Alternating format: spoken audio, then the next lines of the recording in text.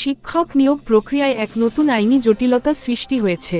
In service বা বর্তমানে কর্মরত শিক্ষকদের নতুন নিয়োগ প্রক্রিয়ায় অংশগ্রহণ আটকাতে কলকাতা হাইকোর্টে একটি রিট পিটিশন দায়ের করা হয়েছে।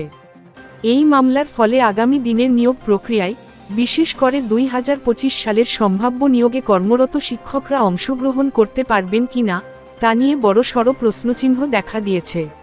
মামলাকারীদের মূল লক্ষ্য হল, যারা ইতিমধ্যেই সরকারি বা সরকার পোষিত স্কুলে চাকরি করছেন তাদের এই নতুন প্রতিযোগিতায় অংশ নেওয়া থেকে বিরত রাখা।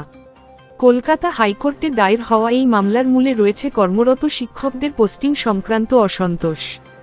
দেখা যাচ্ছে, বহু ইন সার্ভিস শিক্ষক তাদের বর্তমান কর্মস্থল বা পোস্টিং নিয়ে সন্তুষ্ট নন।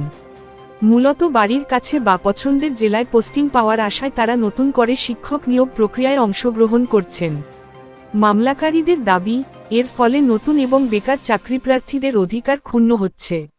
সুভাষ চন্দ্র বাগ, মোহিত করাতি, পার্থর্জিত বনিন, বিদেশ গাজী এবং ইন্দ্রজিৎ পালের মতো মামলাকারীরা আদালতের দ্বারস্থ হয়ে এই প্রক্রিয়ার ওপর স্থগিতাদেশ বা নিষেধাজ্ঞা দাবি করেছেন।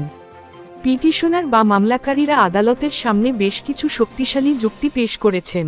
তাদের মতে, ইন সার্ভিস শিক্ষকদের অংশগ্রহণের ফলে সামগ্রিক নিয়োগ প্রক্রিয়ায় নেতিবাচক প্রভাব পড়ছে। একটি তালিকার মাধ্যমে তাদের প্রধান যুক্তিগুলি তুলে ধরা হল। যুক্তি বিস্তারিত ব্যাখ্যা। শূন্যপদ নষ্ট। কর্মরত শিক্ষকরা নতুন চাকরি পেলে তাদের পুরনো পদটি শূন্য হয়ে যায়, যা বর্তমান প্রক্রিয়ায় পূরণ করা হয় না। ফলে একটি সিট নষ্ট হয়। সংবিধান লঙ্ঘন। এটি সংবিধানের 14 নম্বর অনুচ্ছেদের পরিপন্থী, কারণ এতে যোগ্য বেকার প্রার্থীদের সুযোগ কমে যাচ্ছে।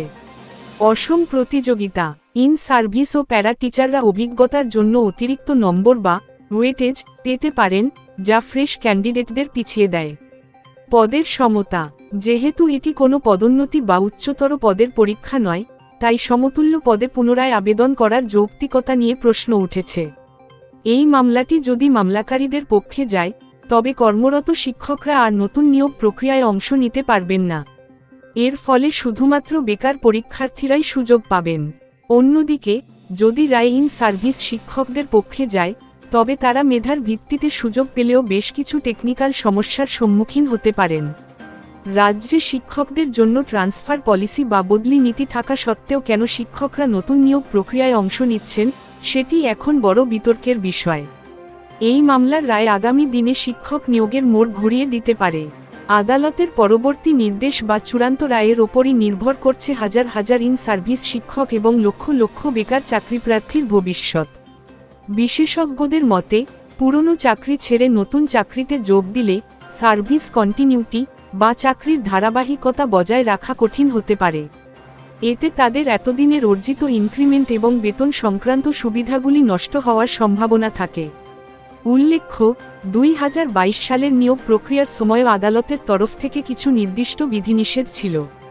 বর্তমান মামলাটি মূলত 2025 বা তার পরবর্তী নিয়োগ প্রক্রিয়াগুলিকে লক্ষ্য করেই করা হয়েছে, যাতে ইন সার্ভিস শিক্ষকরা আর বসতে না পারেন।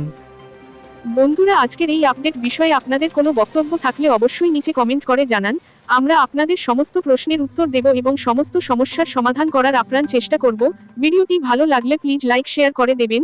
আর এই ধরনের আপডেট মিস না করতে চাইলে অবশ্যই আমাদের টেক গ্লোবাল ইউটিউব চ্যানেলকে সাবস্ক্রাইব করে পাশের বেল আইকনটি বাজিয়ে দিন। পরবর্তী ভিডিও আপনাদের স্ক্রিনে দেওয়া হলো। ধন্যবাদ।